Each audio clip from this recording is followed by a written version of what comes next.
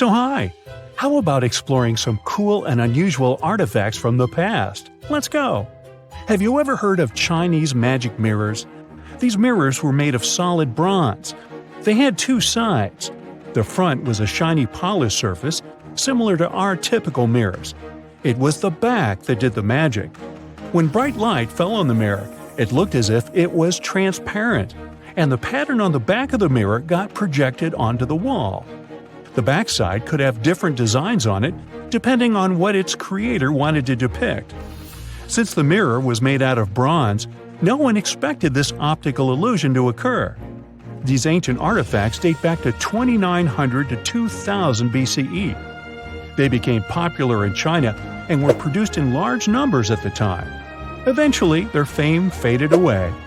For centuries, the magic of these mirrors baffled both people and scientists. In the 11th century, Chinese scientist Shen Ku decided to study the mirrors. He conveniently had 3 of them. He was surprised by the ability of the metal to act as if it were transparent. He believed that some tempering techniques created surface wrinkles on the mirror to make it translucent. Yet these wrinkles were imperceptible to the human eye. It turns out he was right. Many scientists tried to decipher the open mirrors over the centuries, but remained clueless. Finally, in 1932, William Bragg discovered that Shen Ku had been right about imperceptible surface wrinkles all along. Every once in a while, people open multiple tabs in a browser and come to a point where there's no room for a new tab. Apparently, this had also been happening long before computers and the internet were invented. Meet the 16th century browser. This is a full-size book wheel. It's kind of a custom-made rotating bookshelf. Gregory Hayworth, a specialist in textual science, says that this tool has a system of epicyclic gears. That means that the book wheel has a working principle like a planetary system. One gear rotates around another. The shelves of the device maintain a constant 45-degree incline that holds the book securely as the giant wheel turns. Back then, people used the tool while writing encyclopedias and editions of classical works. In this kind of work, a person has to have many books open simultaneously so that the information from multiple sources can be gathered easily. Italian engineer Agostino Romelli is the inventor of this piece of early modern machinery. What if I tell you that sponge divers in Greece accidentally found an ancient computer? They pulled out this artifact from a shipwreck near Antikythera Island in 1901. Scientists called it the Antikythera mechanism and labeled it as the first mechanical computer. The machine looks like a hunk of bronze, but it has some kind of mechanism composed of gears and wheels. So, experts first assumed that it was an astronomer's tool. After an X-ray scan, though, they found out that the instrument was far more complex than they thought. The artifact was meant to calculate astronomical positions, track the 4-year cycle of athletic games, and so on. It contained a box with dials on the outside and had an assembly of gear wheels attached. It's still unknown who built an instrument with this level of artistry 2,000 years ago and why this technology was lost. After seeing how sophisticated the device was, scientists accepted that their perception of ancient Greek engineering wasn't really accurate. Professor Michael Edmonds of Cardiff University admits that based on the knowledge they have, this mechanism shouldn't even exist. Edmonds says the machine is one of a kind and its astronomical calculations are precise. For him, the Antikythera mechanism is more valuable than the Mona Lisa. In 1929, scholars working in Topkapi Palace Museum in Turkey discovered a map. It became famous for being the oldest map showing the Americas. Perry Reese drew this detailed map on a gazelle skin in 1513. He depicted Europe, North Africa, the coast of Brazil, and several islands, such as the Azores and Canary Islands. The most exciting thing is that he created the map only 21 years after Columbus had set foot in the New World. Well, it was new to him. Perry Reese was a maritime scholar and a successful naval commander leading the Ottoman fleet. Yet, while drawing the map, he relied not only on his expertise in sailing. He created it by assembling and referring to 20 other regional maps, like the Arab map of India, 4 Portuguese maps, and the map of the western parts drawn by Columbus. Yes, the part he got from Columbus raised the heartbeat of many historians. Columbus drew a map during his 3rd voyage to the New World and sent it to Spain in 1498. It's assumed to be lost. Surprisingly, historians can now understand what Columbus noted down by looking at Perry Reese's map. Fun fact, he also drew another world map in 1528. Even though only about 1/6 of this map has survived, it's clear that it described the northwestern part of the Atlantic, the region from Venezuela to Newfoundland, and the southern tip of Greenland. The map also showed Antarctica centuries before its discovery. Historians had to rethink the chronology of history after getting this crazy information. Perry Reese described Antarctica's topography without ice in great detail. In the 1930s, workers found dozens of stone spheres in Costa Rica. Locally, they're known as bolas de piedra, literally stone balls. They were made by a civilization lost in time. What's interesting about these balls is their shape. They are perfectly spherical. How ancient people could make such precise shapes is a mystery. The spheres are of different sizes. Imagine a small one, like a tennis ball. Then put another one next to it, 7 feet in diameter. The largest spheres weighed 16 tons. Archaeologists are sure that these balls are human-made. Yet their purpose remains unclear. Some archaeologists claim that the spheres could represent the solar system or could be inspired by various stages of the sun and the moon. Others say that the stone's placement refers to the houses of chiefs. Most of the stone spheres were sculpted from granodiorite. It's a hard rock similar to granite. Experts believe that ancient people used smaller rocks from the same material as tools to shape these spheres. They also think that sculptors probably heated portions of the stones and then cooled them rapidly. This could have helped them to remove the outer layers of rock. Our next one is an ancient battery set found in Iraq in 1936. The set consists of a ceramic pot, a copper cylinder, and an iron rod. At the top, the iron rod is isolated from the copper by asphalt, and both the rod and cylinder fit inside the mouth of the jar. The copper cylinder isn't watertight, so if the pot was filled with a liquid, it would surround the iron rod as well. Archaeologists focused more on the oxidized iron rod because the vessel just needed to be filled with an acid or alkaline substance to produce an electric charge. After examining this bizarre artifact, an Austrian archaeologist hypothesized that the instrument made use of chemical reactions to generate electrical energy. That's why they likened the instrument to a battery. An ancient civilization might have used it for some kind of electrotherapy.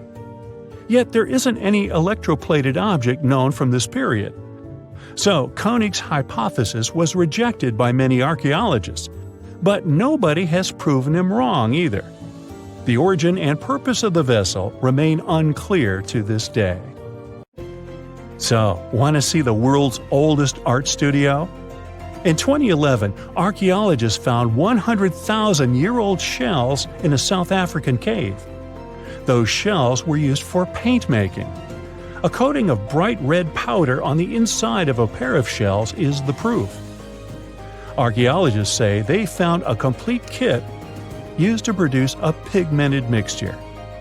Now, in a different part of the cave, several paintings were displayed with little price tags on them intended for sale. Nah, just kidding. Although that big one over there would look good over my couch. Do you remember 2011? Well, play along with me. A diver is set to go deep into the waters of the Musi River, located in the heart of an Indonesian island. He is one among many who have been getting unbelievable artifacts from the bottom of the river. Little by little, divers and fishers discover a long-lost Sumatran civilization. Known as the Island of Gold, the kingdom of Srivijaya was most likely the closest to a real-life El Dorado there has ever been. However, it disappeared late in the 13th century, and until recently, researchers didn't even know the exact location of the kingdom. Picture a civilization built on a river, a true water world, according to the archaeologists that have been studying Srivijaya. Houses, markets, and places of worship were built on wooden piles above the level of the water. Citizens moved around like modern-day Venetians in simple boats. Srivijaya was known to be a rich and important kingdom. It existed from the 7th to the 11th century CE. It was part of the Silk Road, and anyone traveling from east to west had to pass through the city. Their kings were smart and gained control of the Malacca Strait, which allowed the town to have total control over trading routes in the region. If anything, they sure were honoring the town's name. Srivijaya translates from Sanskrit into prosperous victor or simply glorious.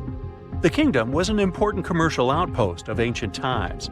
It was strategically located among the most influential commercial routes of the ancient world, which means its citizens became extremely rich.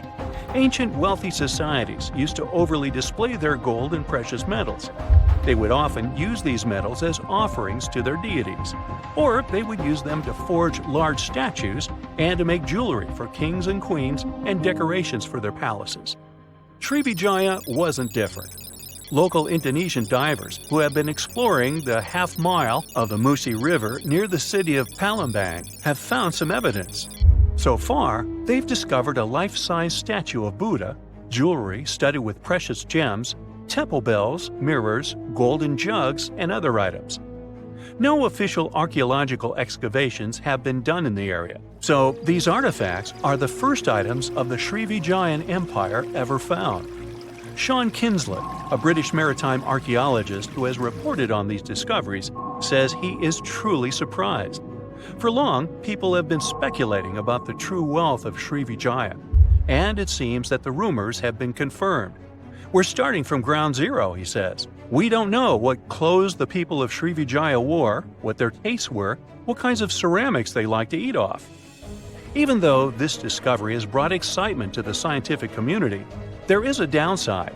Divers and fishers sell the retrieved artifacts at the International Antiquities Market before archaeologists can take a look at them.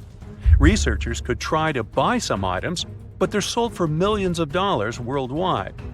Most of the information we know about this El Dorado of the East was learned from merchant accounts of the city. These descriptions say Srivijaya was a kingdom of human-eating snakes and multilingual parrots. That's weird.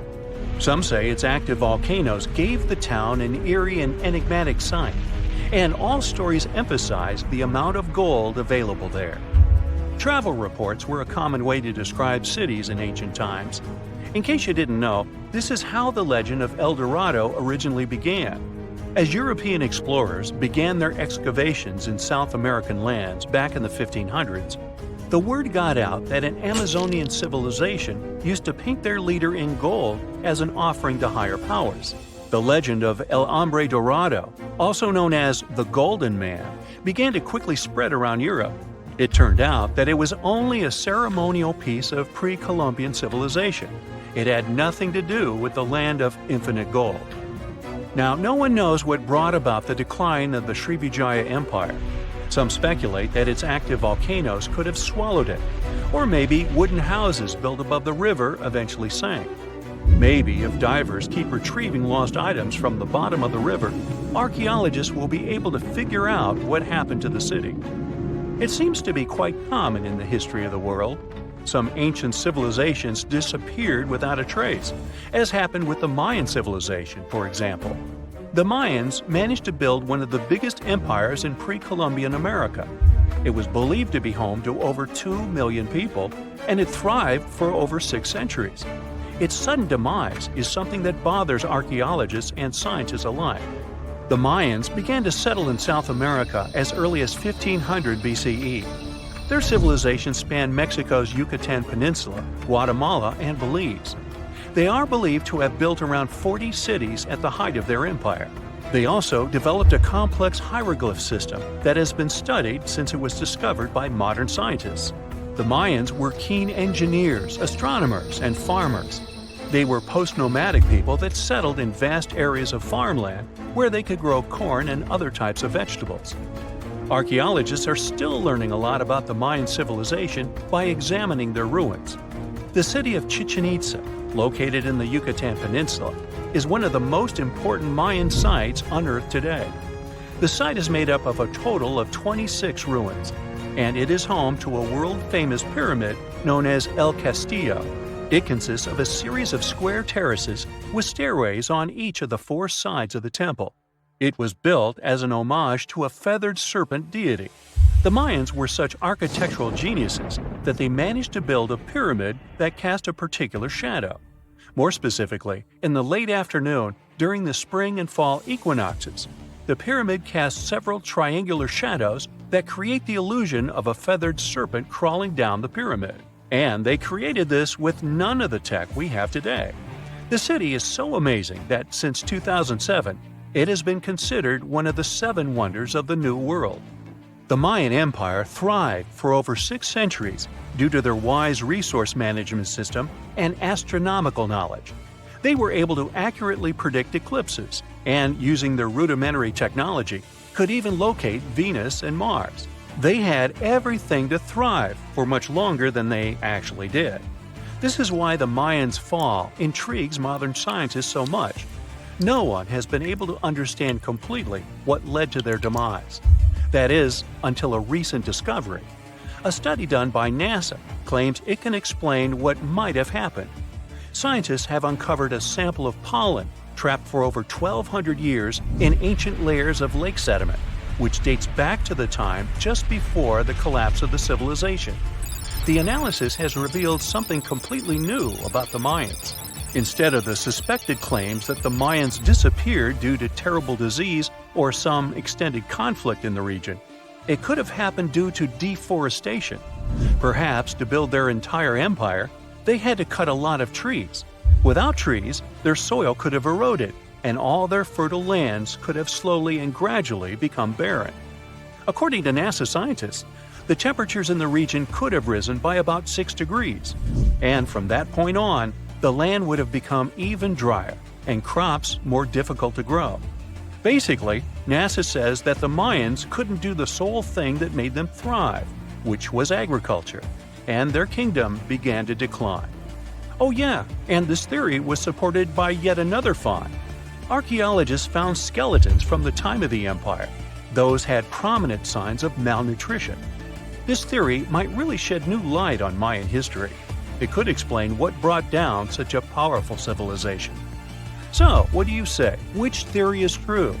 Have we actually managed to find out the reason for the fall of the Mayan Empire?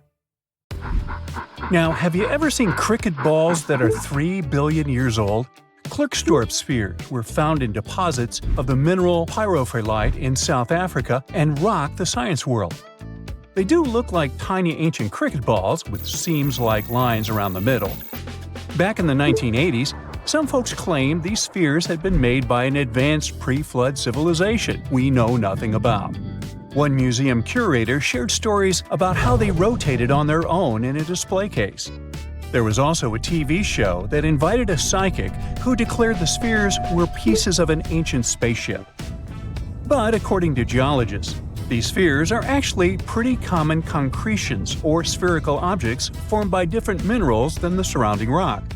The seam-like lines are just imprints from the host rock's layers building up over time. The Klerksdorp spheres come in different shapes, from noticeably flattened spheres to distinct discs.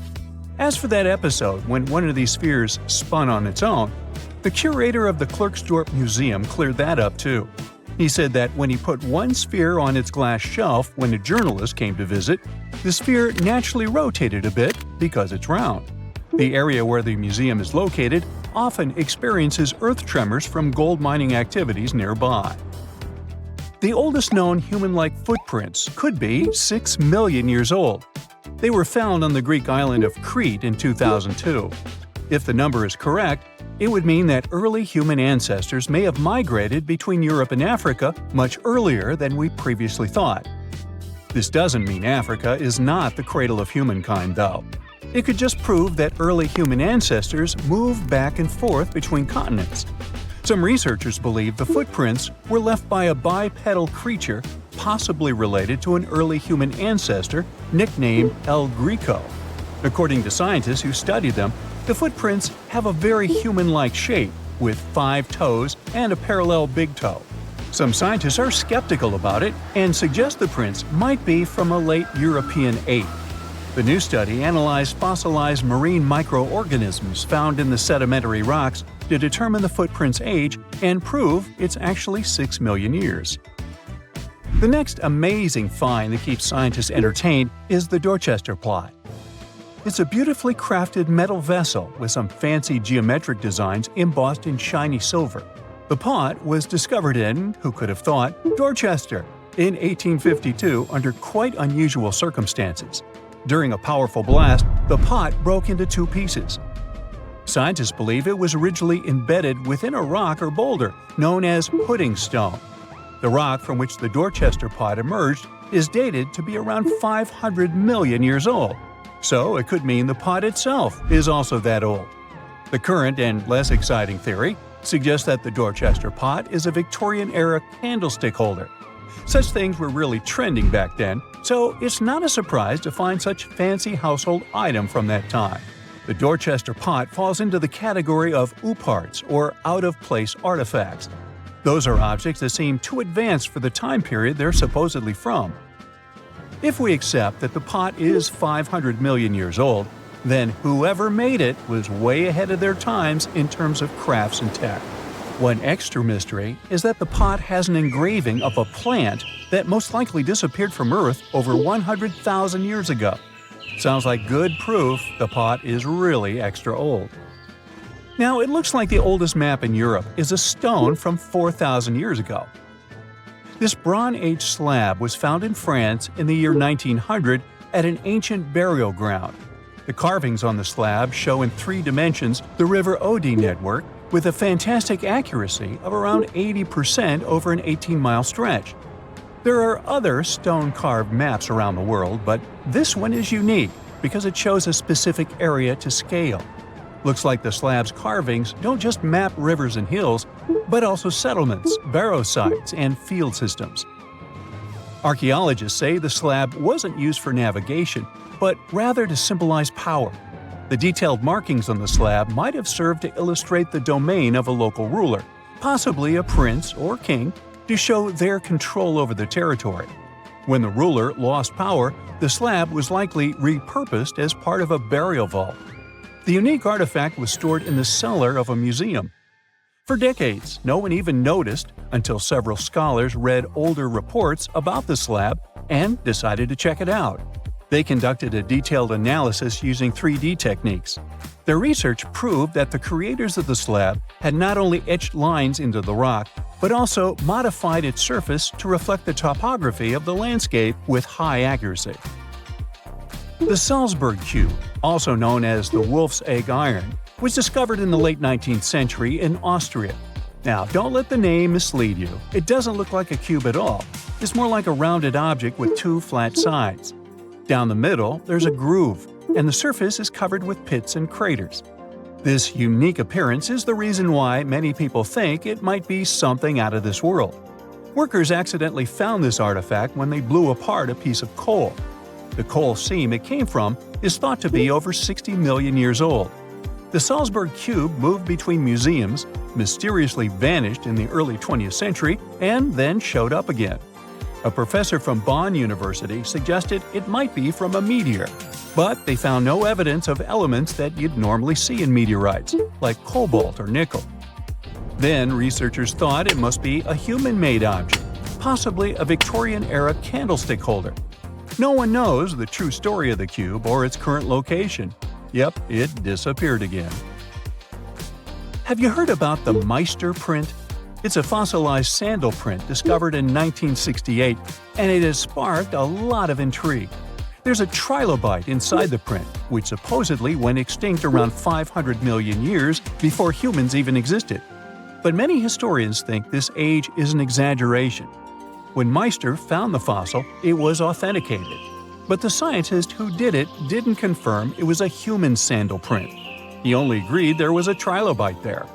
When another scientist visited the site, he found a 6-inch impression he believed was from a child's moccasin. But the footwear seemed to be new. So, could it be evidence of time travel? Proof that humans existed millions of years earlier than we thought? Or a sign that someone else visited early Earth? Or is it just a rock formation that looks like a sandal print? We still don't have the answers.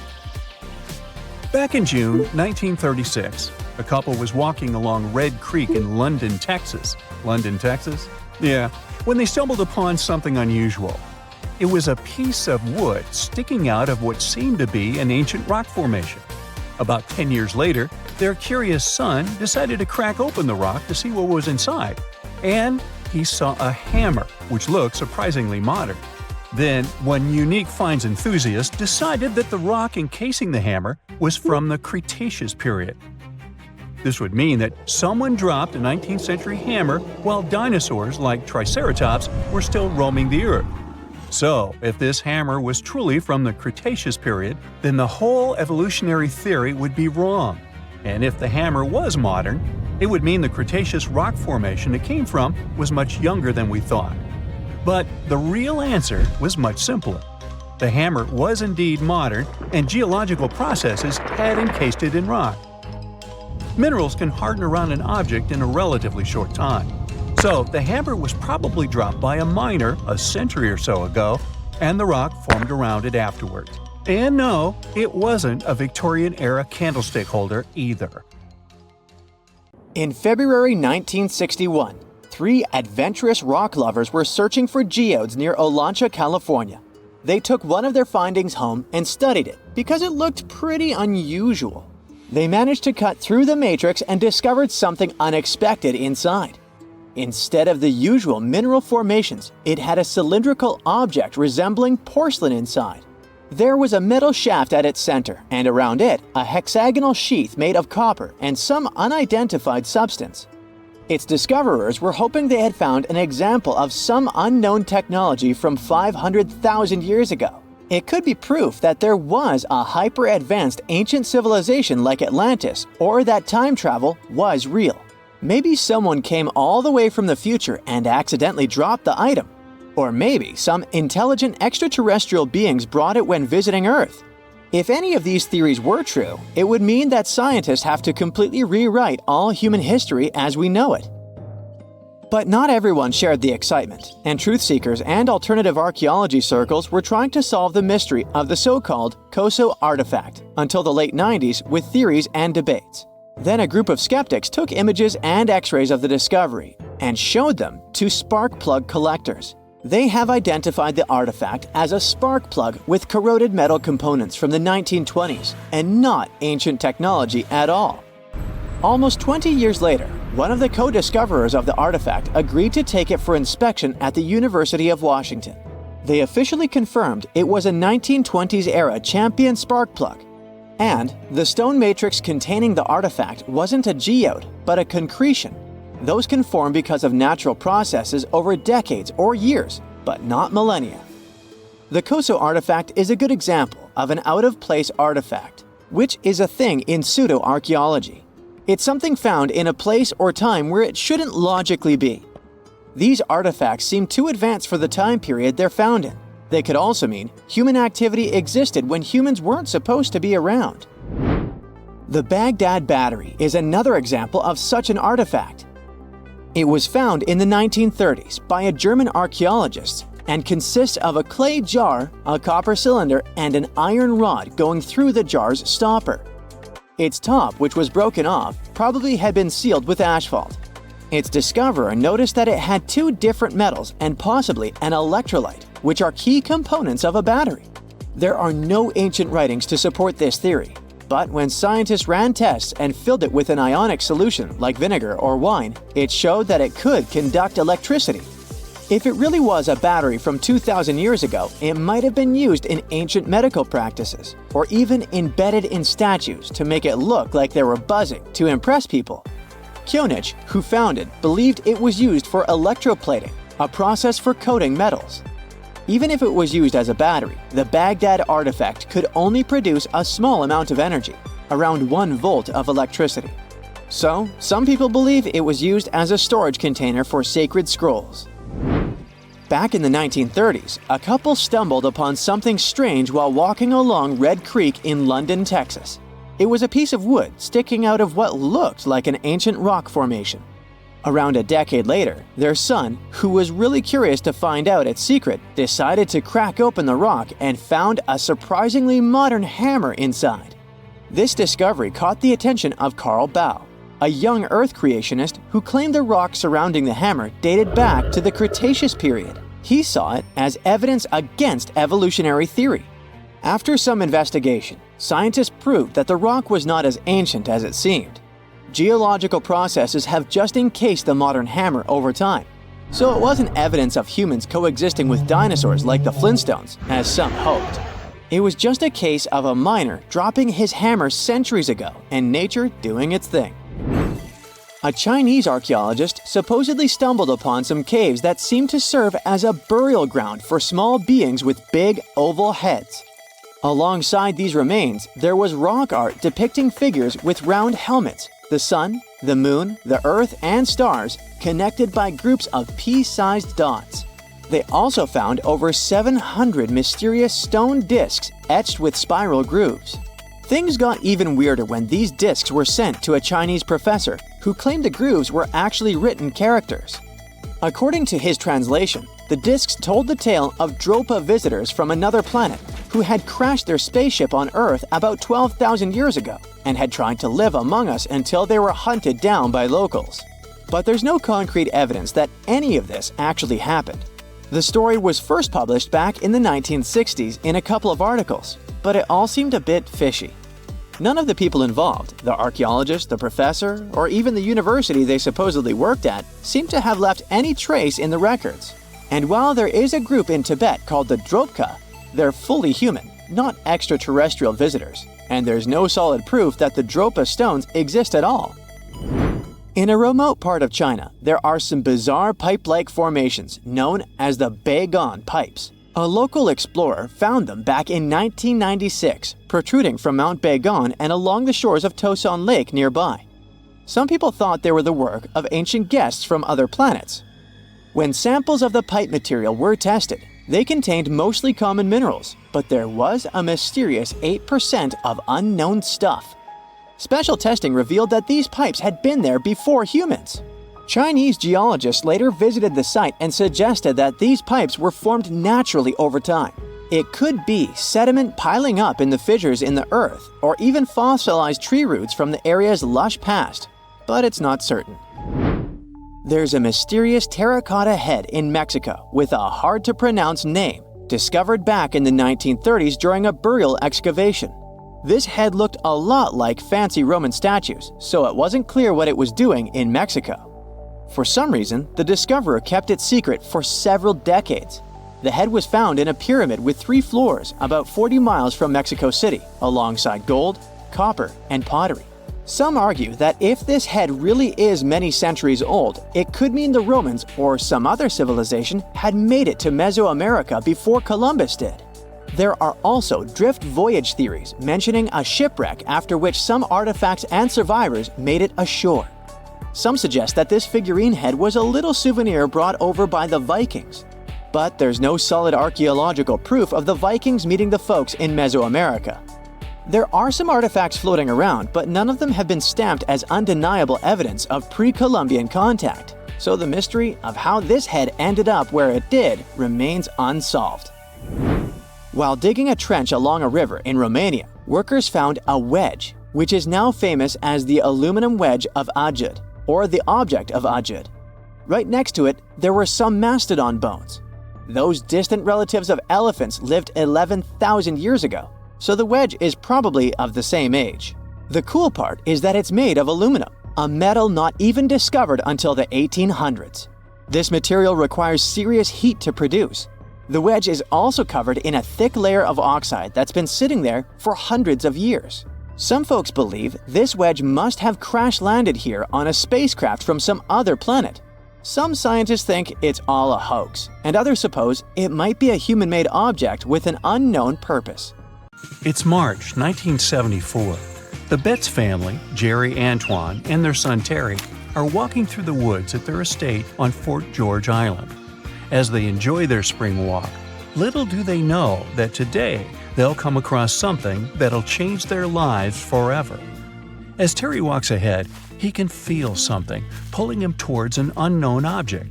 Unsure of what to make of this feeling, but curious to pursue whatever's calling to him.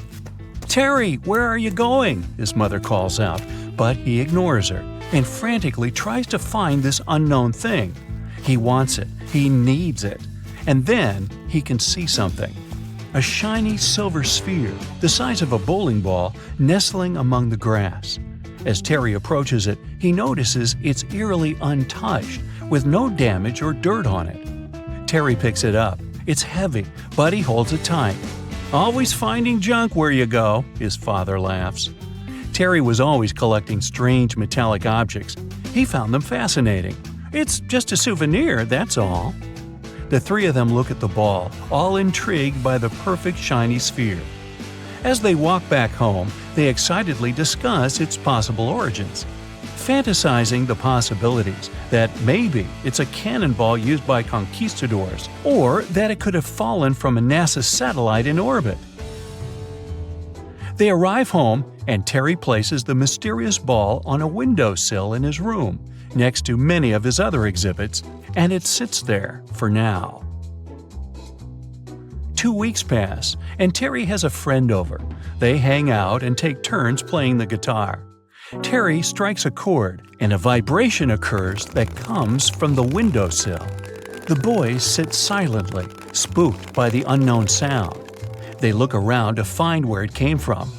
"It's probably just a possum," Terry says calmly.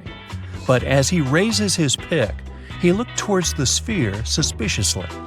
As he strikes another chord, he sees the sphere vibrate, and this time, it's also emitting a humming sound. Terry puts down the guitar and approaches the ball, and as he reaches toward it, the sound slowly fades. Startled, he stands in silence before calling out to his dad. Terry explains the strange phenomenon to his father. Antoine looks at it closely, then holds it up to his ear. As he shakes it vigorously, he can feel something inside the ball moving. Shocked, he places it down on a table. Once placed, it begins to roll, moving towards one edge of the table, then circling around, moving corner to corner in a rectangle, endlessly searching for something, possibly an exit, until finally it rolls back to the middle, becoming motionless once more.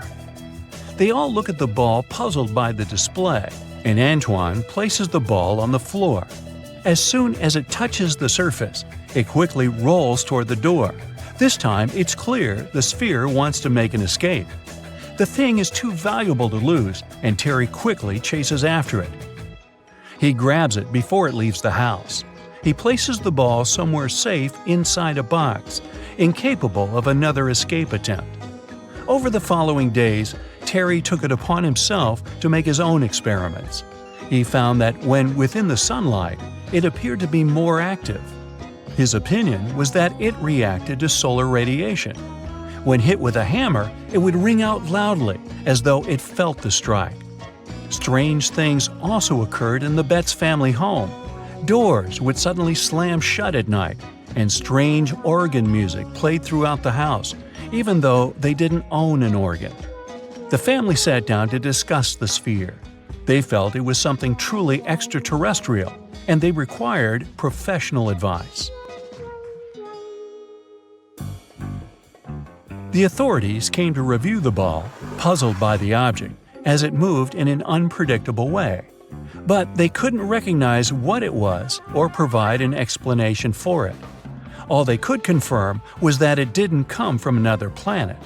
The Betts family disagreed and wanted a second opinion. They sent it to Dr. J. Allen Hynek, an astronomer and expert in the extraterrestrial. He spent 6 hours reviewing the sphere.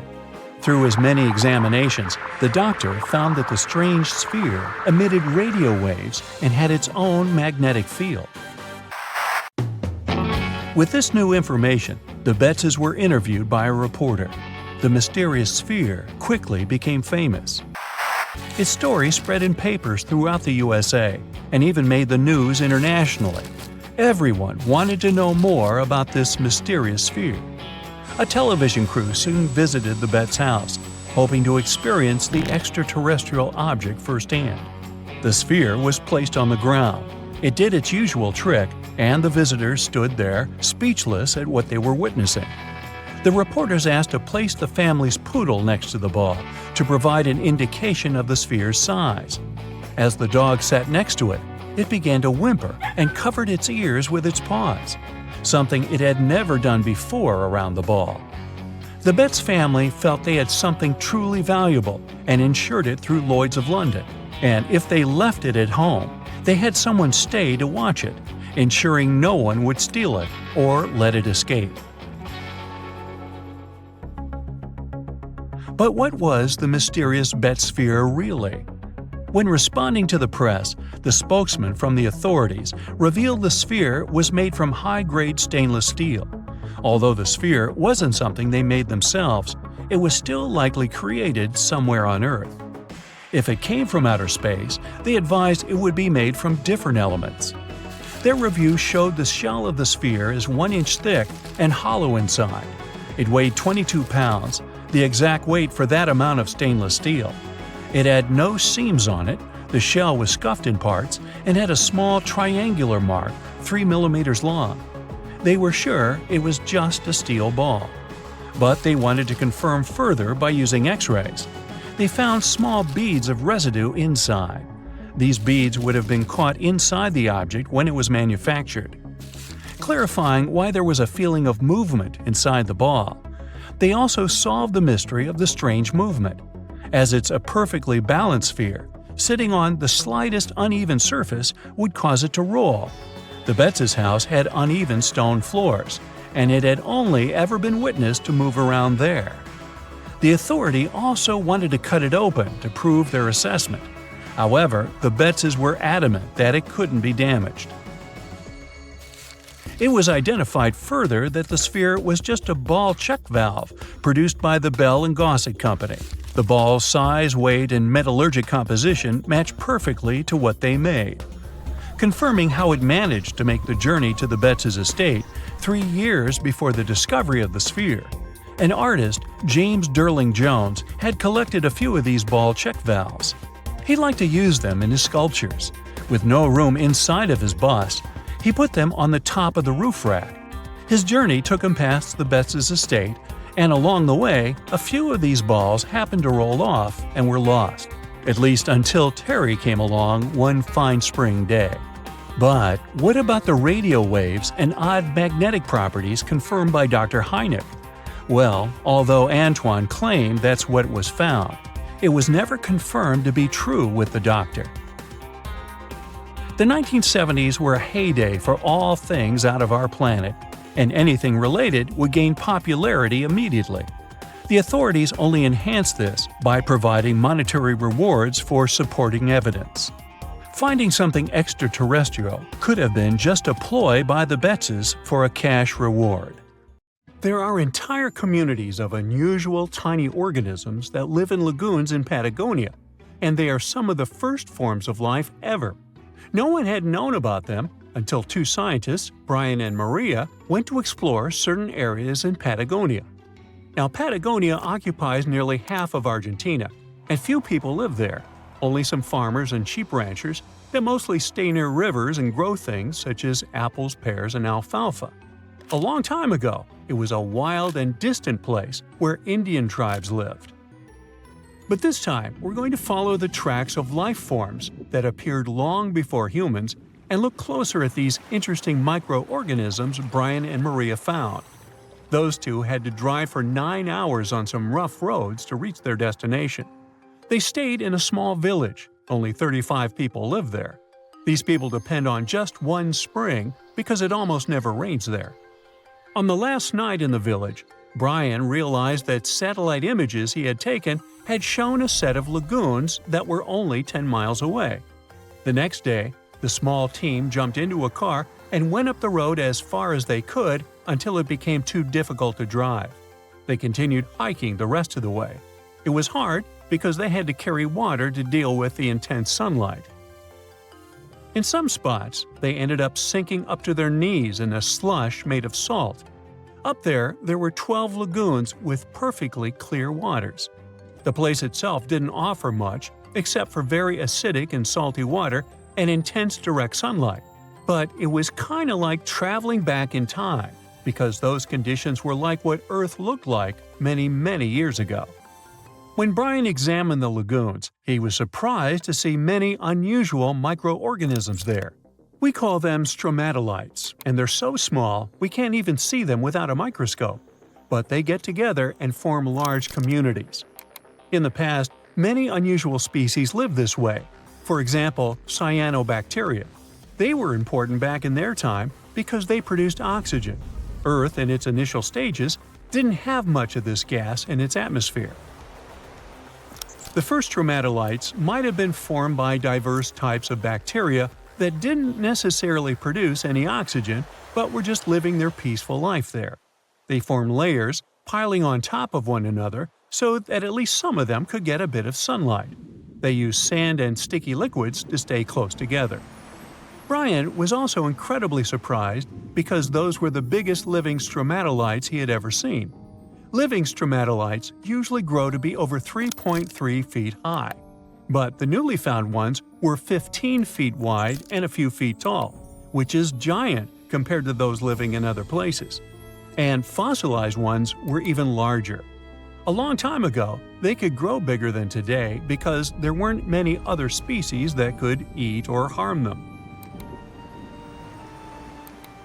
Also, there are many other organisms today that can grow faster and more massive than them and take up their space. That's why stromatolites can only survive in rare places where hardly anything else can live, like in these very salty lagoons located high above sea level in Punta de Atacama. The stromatolites found there are the most famous ones because they might be some of the best examples of the earliest life on our planet. But they're not actually the first form of life on Earth. The oldest of their fossils are 3.5 billion years old, while some other evidence we have tells us that life on our planet appeared around 4.1 billion years ago. Maybe some stromatolites lived back then as well. But Earth has changed a lot since then, and the places where they might have lived haven't survived. Now, all this may not seem like a lot at first glance, because no one has found an exotic and weird beast our world has never seen. But these are notable examples of what searching for life somewhere else in the universe might look like. Scientists who are interested in studying Mars often come to this place, since it might be similar to what the red planet looked like an exceptionally long time ago. If there were fossils hidden in the ancient rocks on Mars, they might look like these stromatolites. Another faraway land has revealed some of its secrets. It's Antarctica, with an ancient lost world found under its ice. Antarctica hasn't always been this frosty, isolated land of snow and ice sheets. Once it used to be part of the Gondwana supercontinent, together with what is now South America, Africa, Australia, the Arabian Peninsula, and the Indian subcontinent. But at some point, it split off and went to build a life on its own. It formed as other landmasses started to move away, which created its coastline. But Antarctica was different in many other ways back then too. It used to be a land covered in magnificent forests and rivers full of life. Scientists use radar and satellites to explore a mysterious world hidden under the ice there. This ancient land, which is close to the Indian Ocean, is as big as the U.S. state of Maryland or Belgium. It's more than 14 million years old. Some studies say that this area formed over 34 million years ago, which was way before Antarctica got into its deep freeze. At first, temperatures there were higher, possibly like the weather in Patagonia or the cold, temperate rainforests of Tasmania, New Zealand. or maybe even more tropical than that. But as the climate became cooler, small glaciers started forming on hills close to the rivers. Valleys sunk deeper because of all that ice covering them. And then, temperatures dropped even lower, and a giant layer of ice covered the entire continent, hiding those old glaciers. Rivers shaped this lost world a long time ago, way before it ended up covered in ice that's almost 2 miles thick in some spots. Scientific studies of this area showed that those landscapes had been full of highlands and mountains. The ice that formed over Antarctica made the whole area very cold, so the landscape couldn't erode anymore. This means everything has remained basically the same and untouched under the ice for millions and millions of years. What's interesting is that we know less about this land hidden under the ice than about the surface of Mars. One way to explore it would be to drill through these ice sheets to check for samples of sediments below. They could tell us more about the ancient flora and fauna frozen underneath. It's not a new method. A similar method was used to collect 2-million-year-old samples in Greenland. Australia has a secret world too. Ancient organisms were found hidden in rocks in the northern parts of the continent that are about 1.6 billion years old. These microscopic things are part of a family called eukaryotes. The members of this family that exist today include plants, fungi, animals, and even those tiny organisms with just one cell, such as amoeba. All living things with nuclei in their cells, including us, can trace their family tree back to one of the oldest members of this family. That one is called the last eukaryotic common ancestor, and it lived more than 1.2 billion years ago. Those ancient organisms were more complex and bigger than bacteria. Maybe they were the first predators on Earth, hunting bacteria. Titanic sank on April 14, 1912, and all of the passengers' belongings and ship's paraphernalia went down into the deep, dark waters with it. These objects patiently waited to be discovered until 1985. Titanic sank fast, and there seemed to be almost nothing left from the ship. Yet divers in small submarines managed to retrieve plenty of artifacts from the wreckage. If you wonder what those surprising items look like, hey, join me. A number of museums have collections of Titanic items rescued by divers or donated by survivors and their relatives. And some of those items are even sold at auction.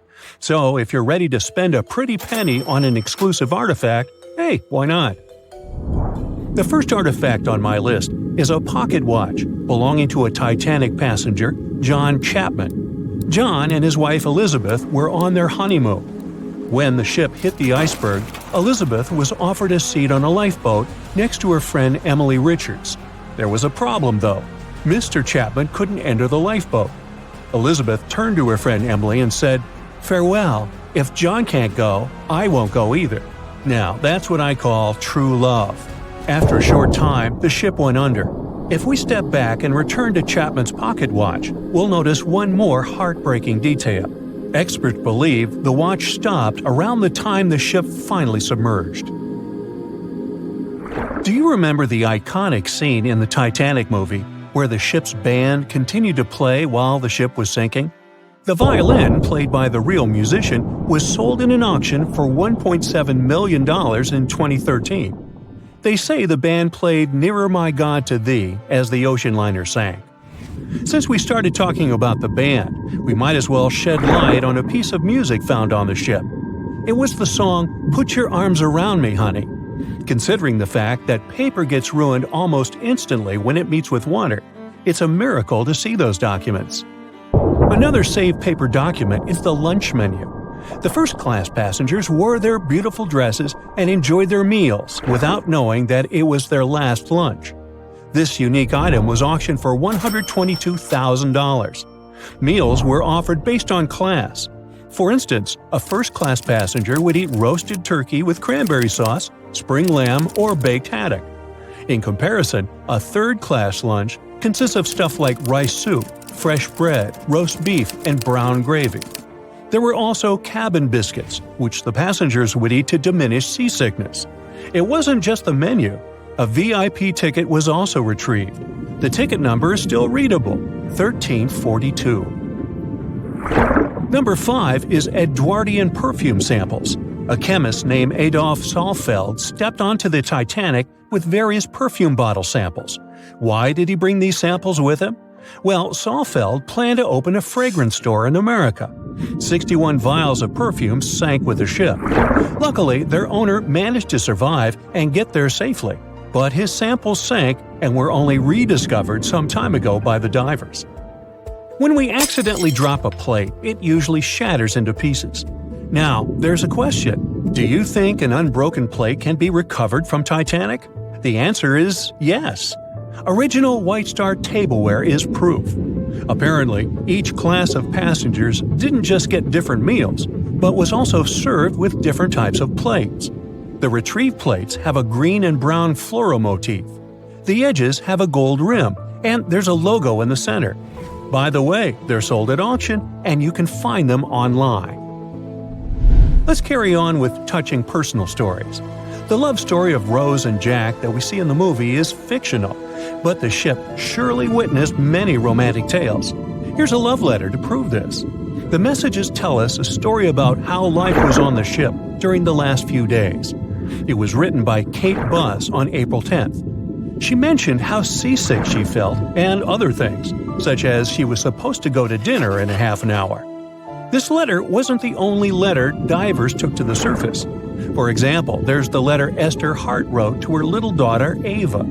It was sold at auction for £119,000. This letter is probably the last letter written on board, since it was completed only 8 hours before the tragedy.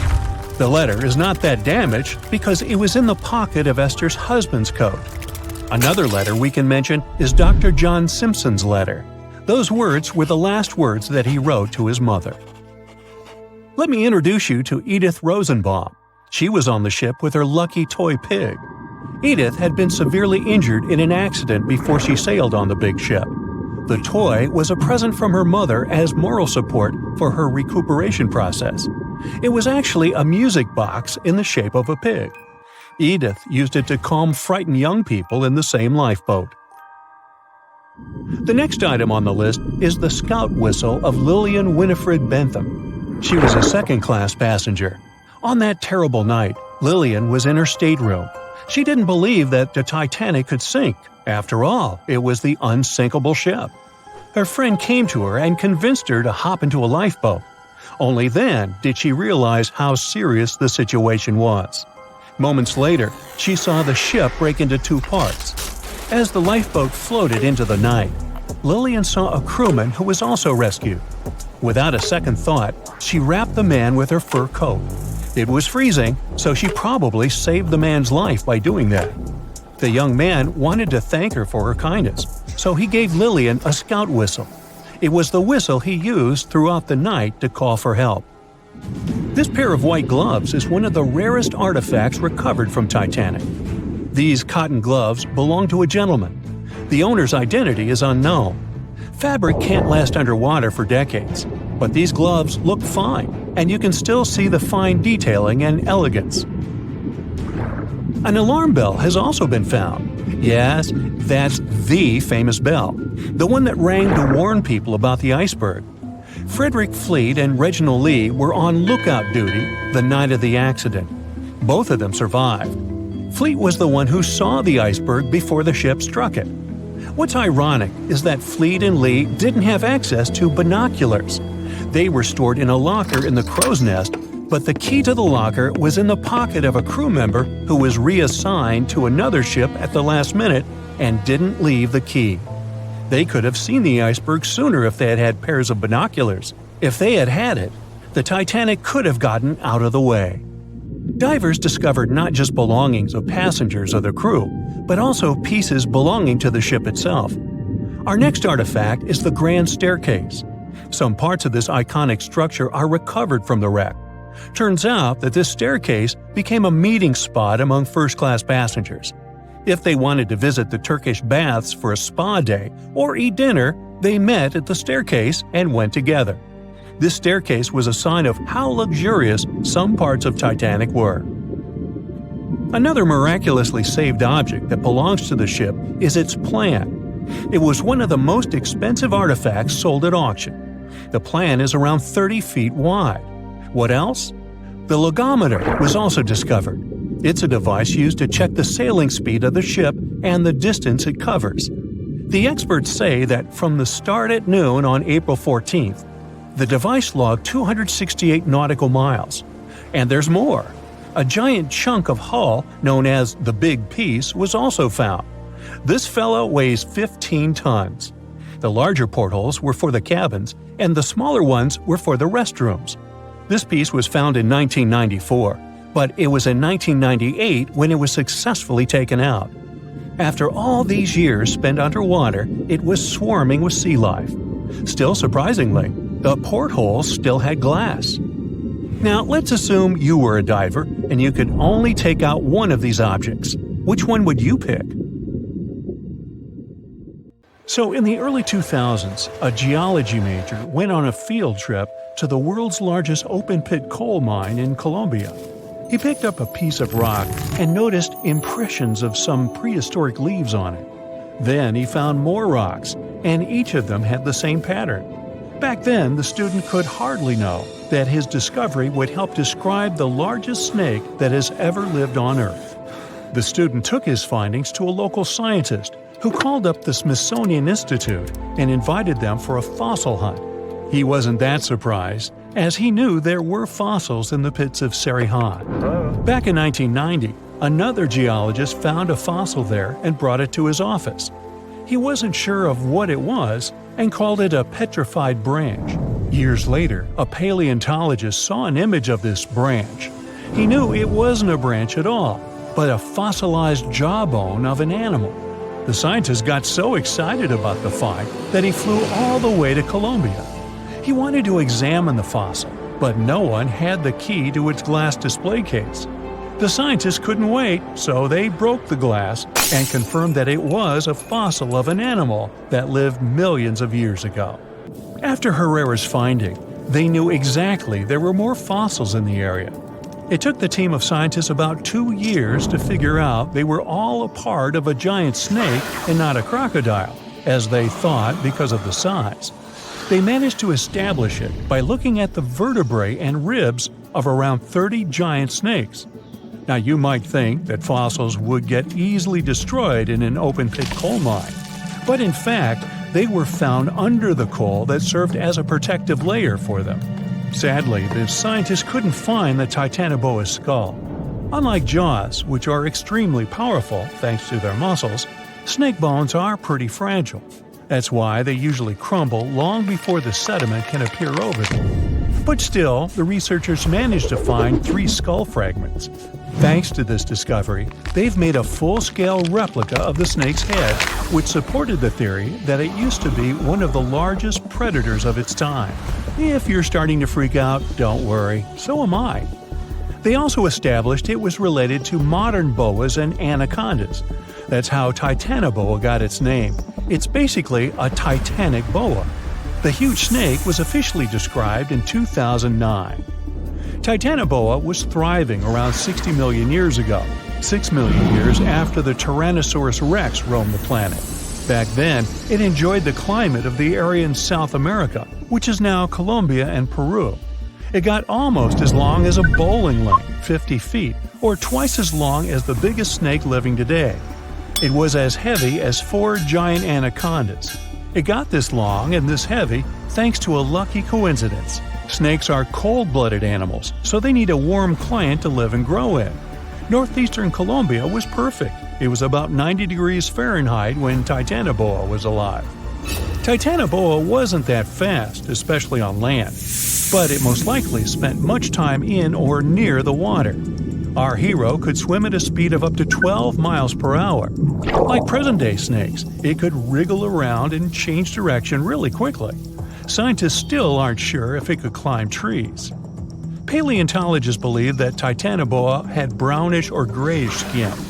It was the perfect color for the serpent to hide in the muddy rivers of the tropical rainforests. But then again, I don't see why it would have to hide from anyone, given its size. The largest snake ever wasn't venomous, but it didn't stop it from hunting any animal it wanted. And although it could choose pretty much anything, its favorite meal was most likely fish. Whew. Scientists decided so based on the snake's palate and the number and type of its teeth. You can't recreate the giant's diet today, as all of those fish types are also extinct. When it wanted to spice up its menu, Titanoboa dined on other reptiles. It sneaked up on its prey and got them down with one quick strike. Its bite had a very special design. The structure of its jaws let Titanoboa clamp down on the body of its prey, so there was no escape. Titanoboa also had a mean set of thin and pointed teeth. They bent inwards in the snake's jaw like fishing hooks. This little feature helped Titanoboa get a grip on its prey and prevent the slightest chance of its running or swimming away. It could most likely easily swallow even large turtles and crocodiles. Now, all that sounds pretty scary, but we have nothing to worry about as Titanoboas are long extinct, right? Well, technically, as the temperatures on Earth are going up, it's quite possible that snakes might also grow in size. They love heat more than anything, so they should feel comfortable here. Of course, that would be a completely different snake, but it's not impossible that we'll see something similar to Titanoboa. But before you think of escaping to another planet, remember that huge snakes would need something huge to eat. Such giants prefer to wrap around something huge and swallow it. Most people would be simply too small for them. So unless the huge snake was starving, I don't think it'd waste its energy on attacking anything too little. Plus, like any other snake, Titanoboa had a sharp and delicate sense of smell, needing exceptional conditions and was sensitive to vibrations. A little too smelly, too noisy, too cold, too dry, or too wet, and the snake wouldn't go near this place unless absolutely desperate. So, if you live in a big city, your chances of meeting a huge snake like Titanoboa are about zero. Rural areas are something different, but the only place where the giant serpent would consider living would be near the equator. We already have some pretty giant snakes in the warmest regions of the world. Amethystine python, or less poetically, scrub python, is a gentle giant. It's the largest snake in Papua New Guinea and Australia.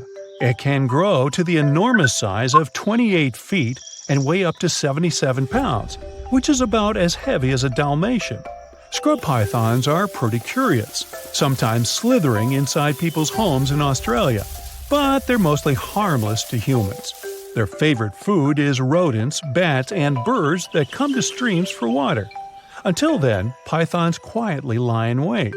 They have heat sensors in the pit of their muzzles.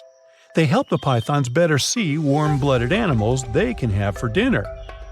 The African rock python is one of only 11 living species of its kind. It's currently the second largest snake on the planet. This huge brown snake reaches lengths up to 20 feet and weighs about half as much as the giant panda. It's very serious about its meals, as it can catch an antelope and eat it whole. Even the cold-blooded crocodiles are afraid of this beast because it can easily eat one of their kind too. In 1958, a zoologist found a 4-foot-long young Nile crocodile inside an African python's stomach. According to the scientist, the python said, "Well, I don't know about you, but I find this whole thing hard to swallow." Actually, that's not true. Pythons can't talk, as far as we know. The reticulated python holds the record as the longest of all the living snakes in the world. The largest of these guys made it into the Guinness World Records in 2011 with a length of 25.2 feet. Its name is Medusa, and it lives in a zoo in Kansas City, Missouri. An adult reticulated python is large enough to swallow a human whole, or a whole human, either way. But these snakes are mostly quite peaceful and prefer to lie down without much movement. Although many pythons have dwarf forms that are much smaller than their full-grown cousins, reticulated pythons also have super dwarf forms. You can keep one of those as an 8-foot-long pet. Yes, it's considered a dwarf form, although it's longer than the average human is tall. You know, somehow I still don't find that comforting. Meet Costello. He's a Brazilian reef octopus. But Costello isn't a regular octopus. While watching him, scientists began to suspect that he might be experiencing nightmares. When he was sleeping, he was changing colors, making some wild movements, expelling water, and even releasing ink. They decided to study Costello for a while. His behavior during sleep resembled stress and fear. The study showed that he might see vivid dreams, which are, at times, spooky. Well, as just one octopus, these cute underwater creatures are known for their intelligence and sometimes human-like behavior, so it's entirely possible that they see dreams just like we do. In Costello's case, he might be haunted by memories of tough times off the coast of the Florida Keys. Poor Costello has a rough past. He lost a tentacle to a predator before captivity, so maybe that's what he sees in his dreams. If proven true, this discovery could reshape how we perceive intelligence and awareness in both animals and humans. Well, it turns out plants can talk. Well, kind of. Scientists found out that plants actually make ultrasonic clicks when they're stressed. Imagine tomatoes and tobacco plants in a jam. They're making sounds like popping bubble wrap, but way too high for us to hear. These are called ultrasonic signals, and they might be their way of indicating stress. That would mean that plants can communicate with each other, and stressed plants prefer to be drama queens and let everybody know about their troubles. They make around 30 to 50 pops and clicks per hour. Calm and healthy plants don't do nearly as much. And not only do plants talk, but even have their own language. They make different sounds depending on whether the plant is experiencing thirst or is bothered by a snipped stem or something else. Moreover, some of them are so dramatic that they start ringing alarms even before they show signs of dehydration, when they know they're getting close to it. Scientists aren't sure why they do that, though. They believe that it might involve cavitation, a term that means air bubbles dancing in the plant's plumbing. Plants that sing these symphonies include corn, wheat, grapes, and even cacti. That is quite a big discovery in agriculture. We could use it to check if our crops are thirsty and stuff like that. So now we'll be eavesdropping on plants and deciphering their secret language. Okay, time for some universal news. Recent studies are shaking up what we thought we knew about the universe's age. Our findings during the last decades showed that the universe must be around 13.7 billion years old. However, a new study shows that it might be almost twice as old, up to 26.7 billion years. Keep in mind that it's not proven, so for now, the official number stays the same. Scientists were using the time since the Big Bang and studying ancient stars to measure the universe's age. But some stars were playing hard to get, looking older than the universe itself. For example, the ancient star Methuselah, which is estimated to be around 14 billion years old, which would be older than our universe.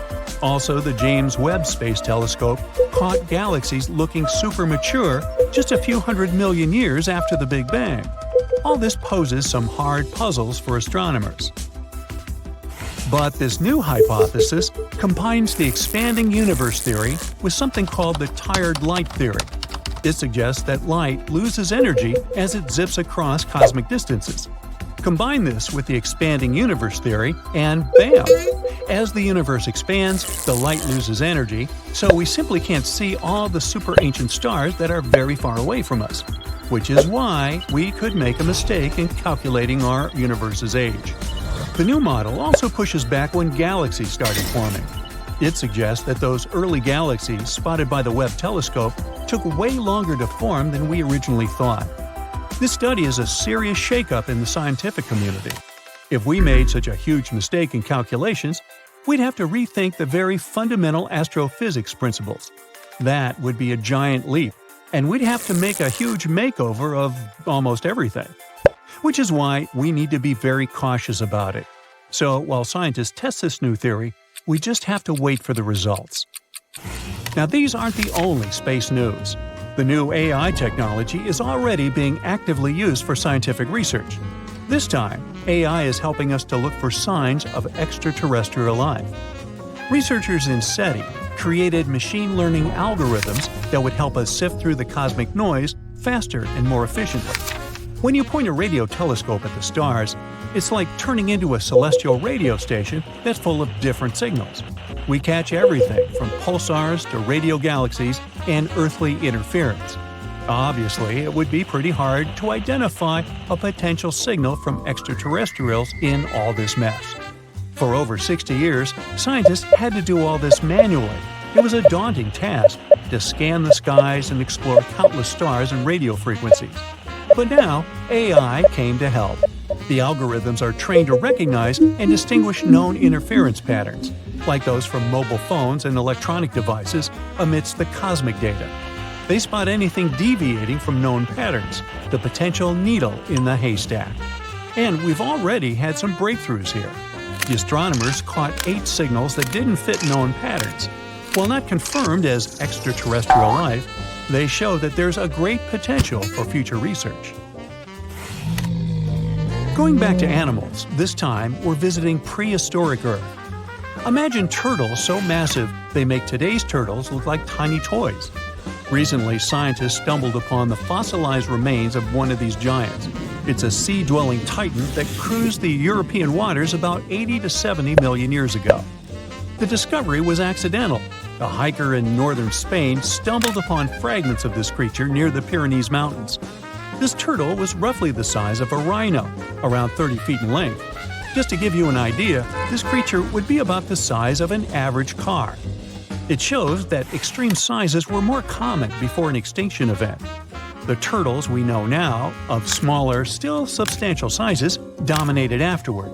But the ancient oceans were filled with giant turtles munching on mollusks and jellyfish. This discovery also challenges the idea that gigantic turtles were exclusive to North America. The existence of this turtle proves that these colossal reptiles were hanging out in European waters too.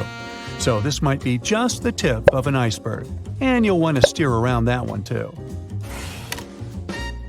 And finally, NASA's James Webb Space Telescope has made a great discovery.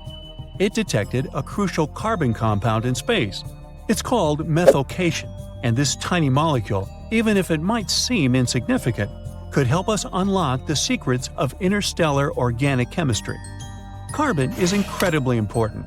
Carbon molecules are building blocks that construct everything from stars to planets to, well, us. It's the key ingredient for life, and scientists are eager to understand how it shaped our existence on Earth, and if it could do the same elsewhere in the universe. And methylcation plays a very important role in the creation of complex carbon-based molecules. That's why it's very cool that we discovered methylcation, even if it's very far away. NASA scientists found it in a young star system. This system is chilling about 1,350 light-years away from us, in the Orion Nebula. The star in this system, which is smaller and a bit weaker than our Sun, is bombarded by intense ultraviolet light from nearby hot, young, massive stars. You'd think such strong UV radiation would destroy complex organic molecules. But the research team believes that it might actually kickstart the formation of these carbon compounds. Maybe stronger stars and their insane radiation levels actually work as energy sources for life. They set off a chemical chain reaction, which results in complex carbon stuff like plants and animals. Seems like we found yet another puzzle piece.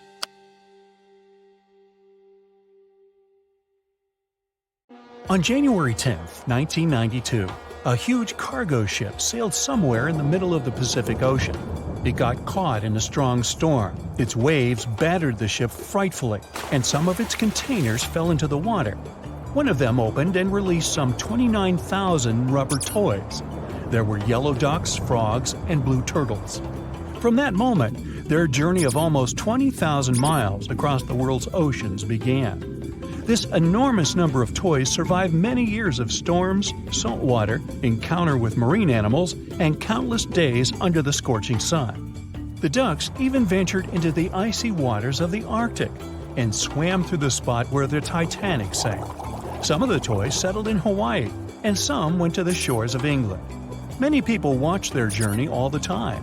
Oceanologists studied ocean currents with the help of this migrating flock of rubber duckies. People authored books about these ducks. Each toy is an artifact, and somebody managed to find at least one of them. One frog washed up on the coast of England, and other toys were found in the ocean. People are looking for them and selling them for thousands of dollars. Until now, these wanderers are floating somewhere out there, and you may find one of them sometime. I keep mine close by. You know what ammonite is? It's a kind of a big ancient seashell with a spiral on its back. So, the coast of Washington hides many fossils of these animals. One day, a group of scientists went there to find these prehistoric things. But instead, they found a massive bone of an unknown dinosaur. The problem was that the fossil was stuck in a coastal rock. Paleontologists dragged a stone saw to get the find. They extracted the bone and discovered it belonged to an animal that lived about 80 million years ago. It was a theropod, a predatory dinosaur that moved on two legs. T-Rex and velociraptors belonged to this species. It's not proven exactly who this bone belonged to, but researchers say the descendants of these dinosaurs are modern birds. In 2008, on the shore of Brighton Beach, people discovered probably one of the most unusual things that have ever been thrown on the shore. This was a big 8-foot Lego man. He was whole and looked great. It's unknown how long he stayed in the ocean and ended up here. The discovery attracted the attention of locals and the district administration. The Lego man looked so cool on the beach that the people at City Hall decided to leave him there. Nobody knows the true story of this giant toy. Some say that Lego Man arrived from Denmark. There's a Legoland theme park, maybe the toy came straight from there. Others are sure that it fell from some passing ship, see rubber duckies. But of course, there's a high probability that this is all part of a PR campaign. Even if it's not, it's still a great ad. In 2010, locals found a giant tree washed up on the beach on the shore of La Push, Washington. Several people could fit inside its trunk. There's enough room to squeeze in a bed, a table, a TV, and even throw a small party. And the height of the tree itself reached about 200 feet.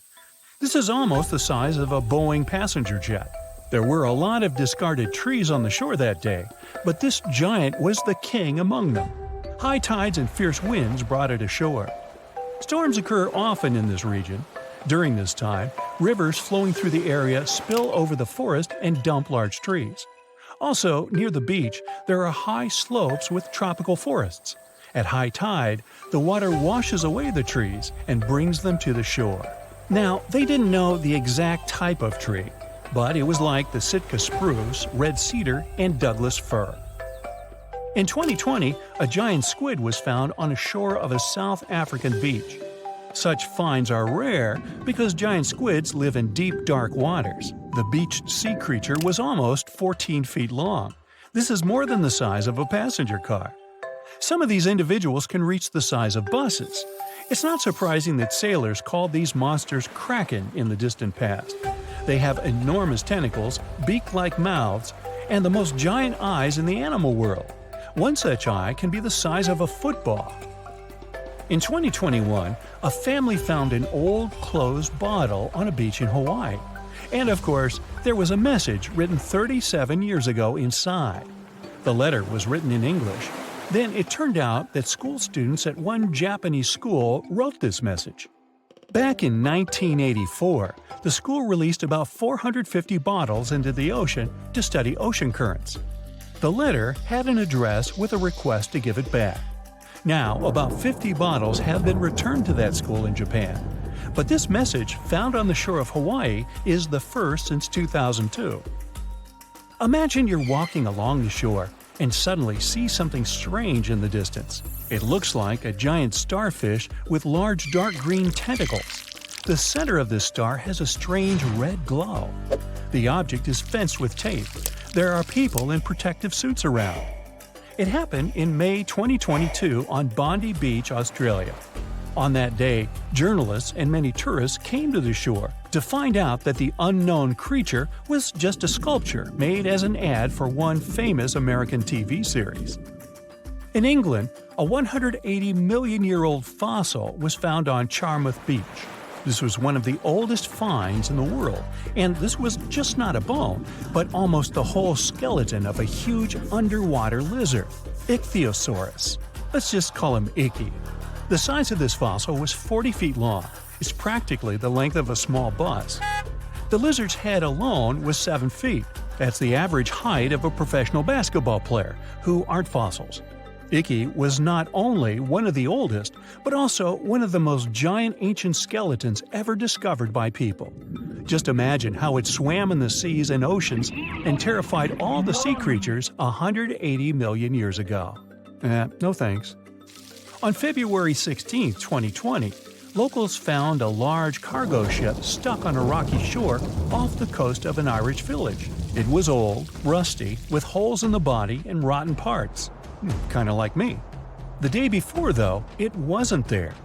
There was nothing valuable or exciting on board, just some old barrels of fuel.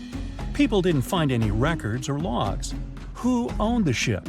Who was the captain? Where was the whole crew? No one had the answers to these questions.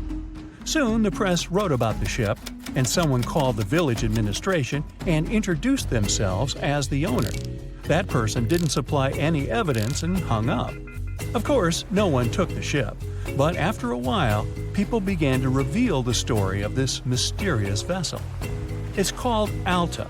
5 months before the final stop on the coast of Ireland, it was seen thousands of miles away in the waters of the Atlantic Ocean. That day, the big ship MS Protector was sailing through calm waters and spotted Alta. The MS Protector crew tried to contact it, but no one answered. Even then, the vessel was empty. It was a phantom ship. It's still unknown how it could cover the distance across the Atlantic and surf to the coast of Ireland. Maybe it's just luck. It's also notable that no one else has seen the ship all this time. It just calmly sailed huge distances, surviving storms. But then, added information appeared. Alta had changed several captains and flags. It was used by smugglers for illegal purposes. It visited the shores of Africa and Greece. One day, several members of the Alta crew sent a distress signal. They ran out of food and water supplies. There was a breakdown inside the engine. People were rescued, and the ship remained wandering in the ocean. The owner of the boat was never found. Under the burning sun, among the sand dunes, somewhere in the Sahara Desert, you're walking in search of an ancient treasure. Finally, you find a strange rock in the sand. It's big, looks like a large piece of black coal or rock, but something shiny on its surface makes the rock unusual. This unique find is the oldest thing that has ever been discovered on our planet. This rock was born long before Earth appeared in outer space. The unusual meteorite was found in 2020 in a remote area of the Sahara Desert. Scientists have analyzed the isotopes of magnesium and aluminum on the stone's surface and found that its age is about 4.5 billion years. At the moment, this is the oldest sample of magma from space in history. It belongs to a small protoplanet that didn't have time to form completely. It happened a very long time ago when our solar system was forming. Many huge asteroids were floating in space. Some of them were formed into huge celestial bodies, which later became planets. The big rocky planets were absorbing the smaller ones. The rock was part of a little protoplanet that just began its formation, but another huge asteroid destroyed it. The planet shattered into billions of pieces. Some of them became part of other planets. Some flew outside the solar system, and one piece that had been wandering in space until our Earth was formed. After that, it hit the planet's atmosphere and fell into the territory now known as the Sahara Desert. The rock was discovered in 2020, but the erosion of extraterrestrial rocks shows that it could have fallen much earlier. This ancient thing weighing around 70 pounds has several pieces of different meteorites inside. In simple words, it's a volcanic rock consisting of lava. It has cooled, solidified, and crystallized. That's why you notice the glitter. Scientists hope that further study of the rock will help to learn more about our solar system foundation. The biggest asteroid discovered in the U.S. is the Willamette. Its size is 84 square feet, and its weight is more than 15 tons. This is half the weight of a bus. Several people can fit on the surface of this outer space object. But the coolest thing is that it's not a rock like most meteorites that were found. Willamette is made of nickel and iron. This massive piece of metal was discovered in 1906. Now, the huge rock is kept at the American Museum of Natural History. The largest meteorite ever found is Hoba. It's located in Namibia, and people have never changed its position because it's too heavy. The weight of Hoba is 60 tons. It's heavier than a tank. The next space-related event occurred on February 28 in southwest England. On this day, a huge flash lit up the sky. Then there was a loud crash. Several residents opened the doors of their houses and noticed a black sooty spot on the lawn. They immediately guessed what had happened and reported the discovery to the British Meteorite Observation Network. If you ever find a meteorite, report it to some geological research or space center as soon as possible. The longer a space rock lies on the ground, the faster it loses its value. Rain, dust, snow, wind, scorching sun, all these factors damage the surface of the meteorite. It makes it difficult to study the celestial object. The meteorite found in England looks like coal, but it's way softer and more fragile. It most likely used to contain frozen water. The rock is part of a huge asteroid that plowed through outer space when our solar system hadn't fully formed yet.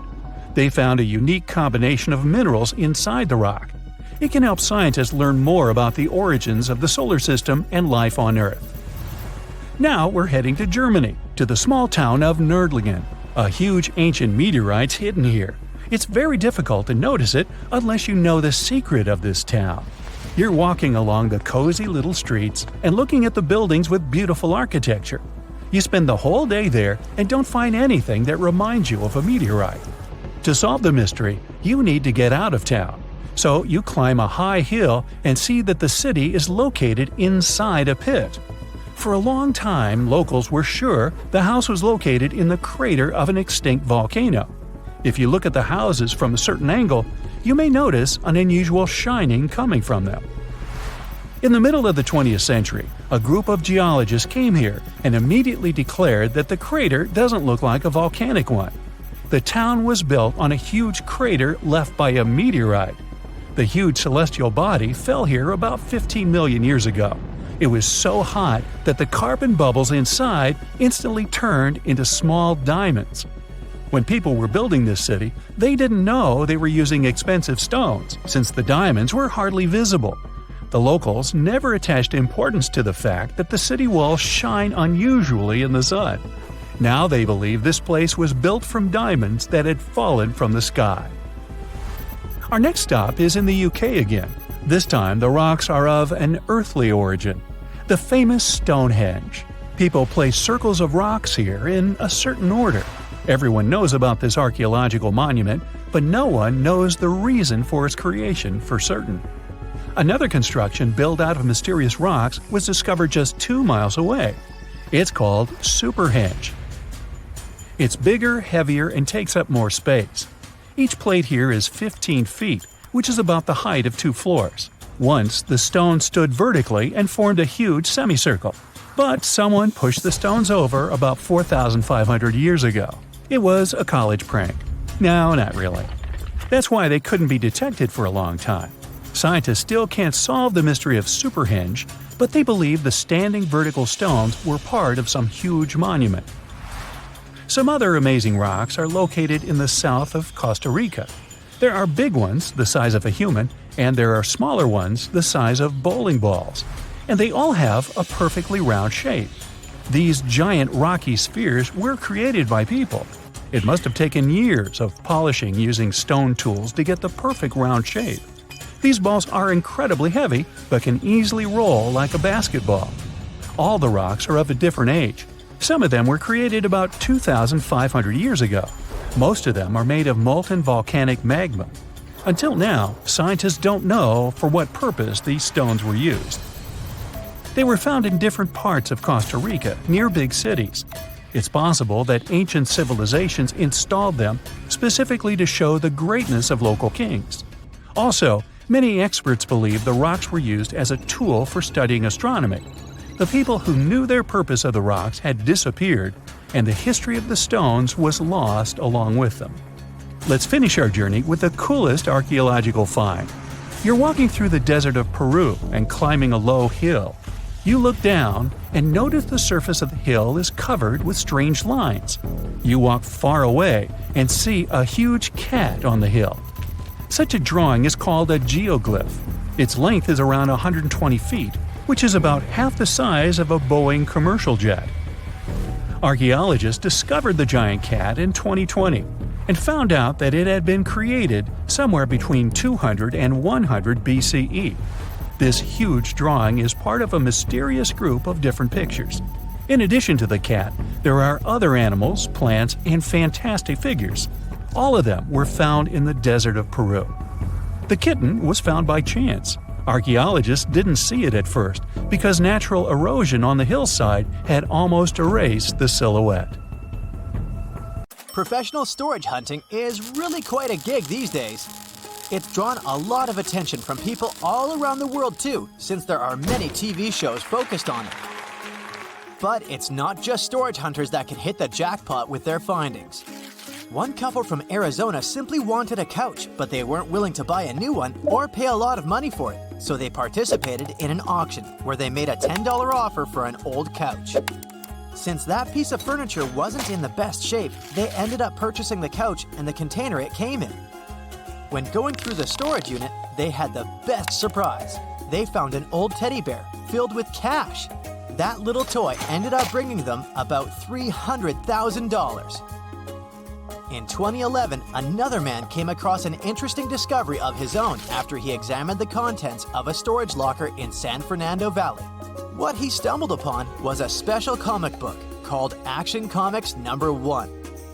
The man didn't really know how valuable his finding was until he took it to an expert for further evaluation. Turned out, the comic book was actually the first one featuring Superman. But as much as he wanted to profit from it, the man had to give it back to the previous owner. The story goes that the comic book was stolen from a famous actor, who was himself really passionate about comics and Superman in particular. The actor had reported the book as missing to his insurance company and authorities, but it couldn't be found.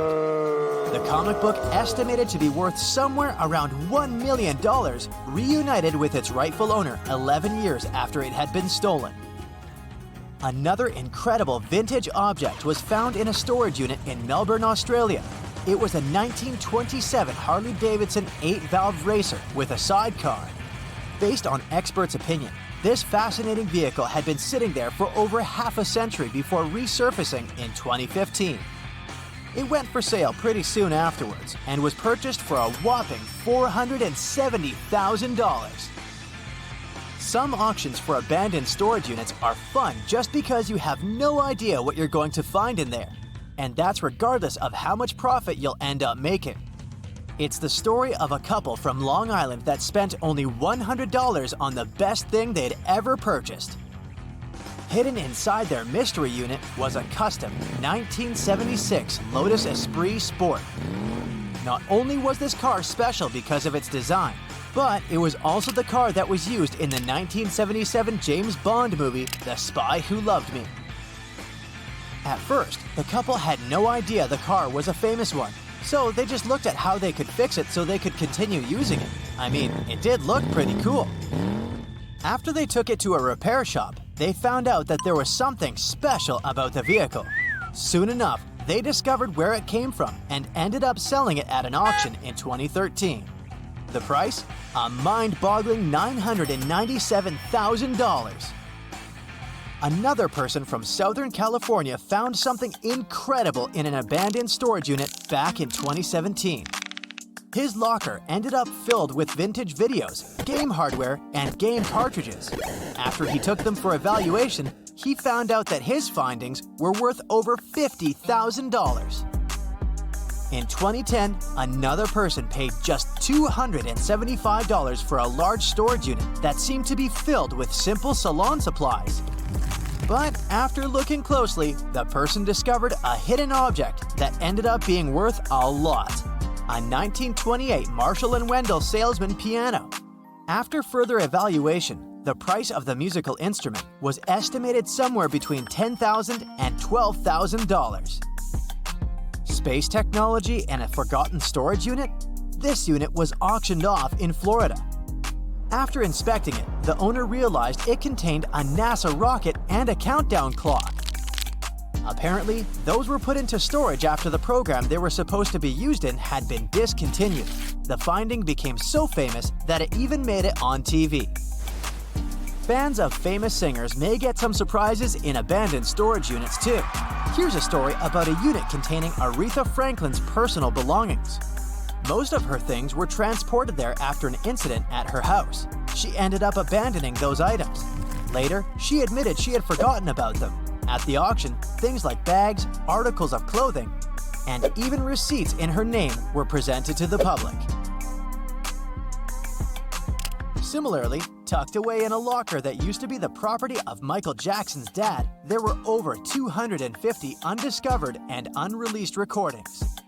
During the time the King of Pop wrote and produced those songs, he was between contracts. So, technically, there was no legal ownership of the songs. More so, the locker contained a huge number of photos of the famous singer and personal objects belonging to the Jackson family. Some of these items were auctioned off, while some others were acquired back by the family at great expense. It goes to show that missing a payment on your storage unit can be detrimental to everyone, regardless of how famous you are. Not every item found in storage units is inanimate. As weird as that may sound, one story has it that a man kept stumbling upon a cat while regularly visiting his storage unit. He couldn't really figure out how she got in there and why she kept coming back to visit, so he decided to take her home. Never thought you'd find a furry new friend in a storage unit, right? Other storage locker stories are less fortunate, like this one that happened in 2011, when a man thought he would hit the jackpot pretty easily if he could steal some valuables from an abandoned locker. But as he was filling his bags with the stuff he'd managed to get his hands on, a security guard saw that the door to the particular locker was open. Since he didn't hear any noise coming from inside, the guard decided to simply close the door. He thought that the owner had mistakenly left it open. Needless to say, the thief got stuck inside and was eventually caught and handed over to the police after he tried to escape. Keeping items in storage units may seem like a great idea when you need some space in your house but don't want to get rid of them just yet. However, you do need to know that there are a couple of rules you need to follow, because not every item is safe or legal to keep in storage. Take vehicles, for instance. In the US, most storage room suppliers only accept them if they're fully registered, insured, and in operable condition. And this doesn't just apply to cars. I'm also talking about trailers, boats, and even trucks. So you need to be prepared to offer all sorts of supporting documentation before you can move such an item into a storage facility. For obvious reasons, perishable items are a no-go. It includes food that needs to be refrigerated, food that is not kept in airtight containers, and even dry pet food in some cases. Most companies that offer storage space stay away from such items because they can attract bugs and rodents, or might encourage bacteria and mold to develop inside. You might think canned food is a no-go, but in most places, it's not allowed either.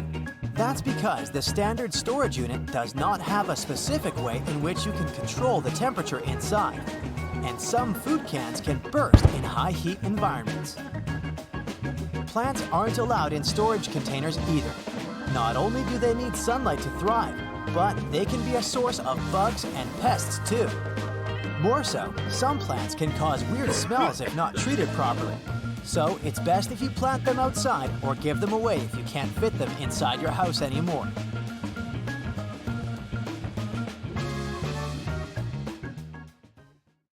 A piece of whale rib has recently been found in a North Carolina mine. Not a big deal, some might think. Hey, why can't a whale be a miner, right? But this fragment offers scientists a unique glimpse at the interactions between prehistoric sharks and whales from around 3 to 4 million years ago. The thing is, 3 tooth marks embellish the rib. That means that the whale was once badly bitten by an animal with a super powerful jaw. Judging by the spacing between the tooth marks, and it reaches almost 2.5 inches. This animal could be a mega-toothed shark. I'm talking about the megalodon. Or it could be a different shark species which was around at that time. The curvature of the shark's jaw shows that the animal was relatively small, between 13 and 20 feet long. Yeah, small. As for the whale, it seems to be the ancestor of a great blue or humpback whale. Researchers are amazed. You don't usually expect to find evidence of animal interaction and behavior preserved in the fossil record. After examining the sample carefully, they concluded that the shark must have gone away with a mouthful, but the whale had survived because most of the fossil fragment is covered with what is known as woven bone. It quickly forms in response to localized infection. Such bone isn't particularly strong, and later the body remodels it into compact bone tissue. But it takes time. The presence of this bone means that the healing was incomplete and the whale passed away 2 to 6 weeks after the unfortunate encounter. On the other hand, its demise could have been unrelated to the infection and injury. Only a handful of fossils show such kinds of interactions between ancient animals. You can often find bite marks on fossils indicating where the animal passed away and its carcass was scavenged. But this fossil is one of a few examples that not only show a wound inflicted by another animal, but also demonstrate that the prey survived. All fossils are exciting for paleontologists. Yes, they need to get out more. But some might look terrifying to regular people. For example, look at this picture of tentacle arms and octagonal-shaped heads. When it first appeared in mass media, internet users claimed that it was some ancient organism that had come from space. Others thought the story was fake. But in fact, both the picture and the fossil are real. The fossil is known as a mortality plate, a fossilized representation of a mass extinction event of one or several species.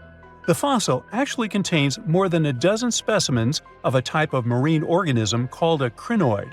Despite their looks, crinoids were not plants but marine animals. This particular species lived deep underwater on the seafloor. Crinoids were related to starfish, sea urchins, and brittle stars. These creatures could attach themselves to the seafloor with stalks made up of flexible porous discs connected by soft tissue. The stalks were hollow, and that's where the animal's nervous system was located. Crinoids absorbed oxygen through thin-walled tube feet. The creatures usually reached the length of more than 8 inches and had 5 arms lined with leathery-looking tentacle-like structures.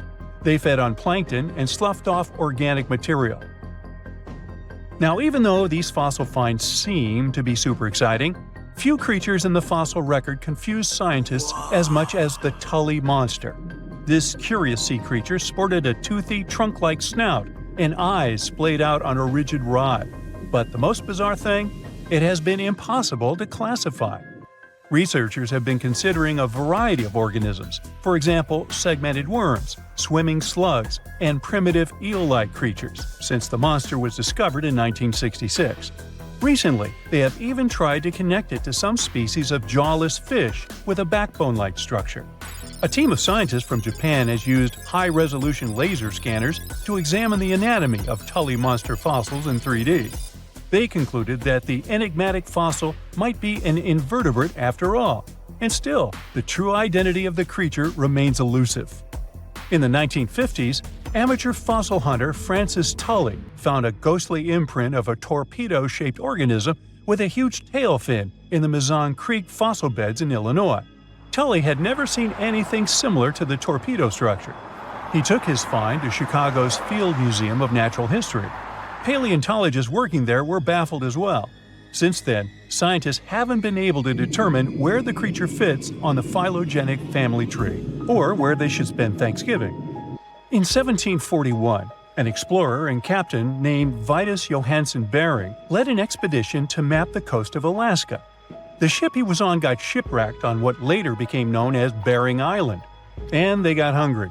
Half the crew survived thanks to the discovery of an extremely large sea cow. With the meat of these animals nourishing them, the sailors managed to build a small ship from the wreckage and return home. On their way back, a scientist who was among them spent his time documenting the animals and plants they had found. The sea cow was particularly interesting because without it, the crew wouldn't have survived. These animals were more than 26 feet long and weighed around 10 tons. All sea cows are members of the order Sirenia, marine mammals more closely related to elephants than cows. The scientists described them as having black skin, a small head, and stubby forelimbs. Those sea cows floated on the water's surface, munching on kelp. After the information about these animals became widespread, sea otter fur trading expeditions made use of that convenient depot and route. Sea cows were docile and could be easily hunted. Long story short, within 27 years after the scientists mentioned those animals, they were driven to extinction. But it's not the saddest part. The fossil record reveals a much deeper and darker history. Fossils of sea cows have been discovered all over the world, from Japan to Mexico. It means that the animal once thrived in the vast kelp beds around the entire North Pacific Rim. That small population discovered by the expedition was probably the last remains of a once much larger and way healthier population. More likely, Aboriginal hunting had already reduced the numbers of these animals to near extinction levels, and the final blow came from Western hunters. The living close relatives of those ancient sea cows are rarely hunted today. Still, they're under threat of extinction themselves. To some, this amazing fossil might look a bit disturbing. Slaves' lentils are fossils that belong to animals called nummelites. They lived and thrived in a warm, shallow sea covering part of Egypt around 40 million years ago. The name nummelites hints at the fact that larger specimens resemble coins, and in Egyptian folklore, they're even referred to as angel's money. These creatures have a simple, single-celled structure, which contrasts with their super intricate skeleton. Look at this series of spiral overlapping whorls. Each whorl is divided into countless tiny chambers. Nummelites can grow to be 4 inches in diameter, and still, they are the fossils of single-celled animals related to amoeba. How and why did they grow to be so large? The reason could be their symbiotic relationships with other smaller organisms. In the case of modern species, such symbionts are tiny golden-brown single-celled algae called diatoms. The shells of nummelites are relatively transparent, and since they're flat, there's a large surface area for the light needed for the diatoms to photosynthesize. For some reasons, scientists are still debating about them. The presence of plant symbionts in animals dwelling in the sea encourages the growth of a calcareous skeleton in hosts. So, the gigantic size of the nummelites in Egypt could be due to their close relationship with symbiotic diatoms. Does that make sense? Fun fact: a species of nummelites evolve very fast, and their fossils change from one layer of sediments to the next. So, the limestone used for the pyramids of Giza are so packed with such fossils that it's known as nummelitic limestone. This limestone also contains 2 kinds of nummelites, the smaller slave's lentils and the larger angel's money. But those are not different species, but rather different stages in the life cycle of a single species. On April 10, 1912, the RMS Titanic set sail from England. But this wasn't the launch of a regular ship. The Titanic was the largest liner ever built at the time. It was 882 feet long. That's nearly the size of 3 soccer fields. And measured from the hull to the top of the smokestacks, the ship was an impressive 175 feet tall. That's the size of a 17-story building. Deemed unsinkable, it took 3,000 workers almost 3 years to build. But a mere 4 days into its very first voyage, at 11:40 p.m., the ship collided with an iceberg and was lost beneath the waves of the Atlantic Ocean. It took the liner only 2 hours and 40 minutes to sink. And of more than 2,200 passengers and crew members on board, only 706 survived. The wreck would remain lost for another 73 years, hiding its many secrets within the frigid Atlantic waters. And if it wasn't for a man whose whole life had been devoted to exploring the sea, the giant ship might have remained lost for a lot longer. That man was Robert Ballard. As a child, Ballard was obsessed with the ocean. This fascination started when he was just 12 years old. That's when he watched a film adaptation of Jules Verne's science fiction novel 20,000 Leagues Under the Sea. It had everything to spark a young person's imagination, from adventure and strange creatures to a powerful underwater vehicle called the Nautilus. It could travel anywhere in the world you wanted to go. From that moment, life on dry land was no longer in Ballard's future. When he was 23, he was assigned to the Deep Submergence Group. There, he helped develop techniques to search the ocean floor. His biggest accomplishment was the creation of Alvin. It was a small, easy-to-maneuver submarine that could carry 3 people. It also featured an external mechanical arm designed to gather underwater samples while the crew remained safe and dry inside. Alvin the submarine quickly proved useful for a variety of tasks. For example, once it was used to track down an aircraft that had crashed into the sea. But the vessel experienced a series of setbacks. In one case, it was attacked by a swordfish, which caused the submarine to resurface quickly. The swordfish, still stuck in the outer skin of the submarine, became that night's dinner. And in October 1968, the submarine was being lowered into the water when the cables holding it snapped, sending it careening into the ocean along with 3 crew members on board. And because the small vessel was still open, it immediately filled with water and quickly began to sink. Luckily, the crew managed to escape, but Alvin was gone. Bad weather hampered multiple attempts to recover the vessel. It wasn't until the following year that it was finally returned to the surface. In time, Alvin would be improved. Its hull would be strengthened by titanium, giving it a higher depth rating, thus making it even better suited for ocean exploration. The specialized submarine would come in handy in many of Ballard's 100-plus expeditions. The man was one of the first to explore an underwater mountain chain called the Mid-Atlantic Ridge in the Atlantic Ocean. And when he found thermal vents in the Galapagos Rift in the late 70s, he also helped discover and document the process of chemosynthesis. That's a complicated chemical synthesis of food energy by bacteria. But his biggest discovery was still to come.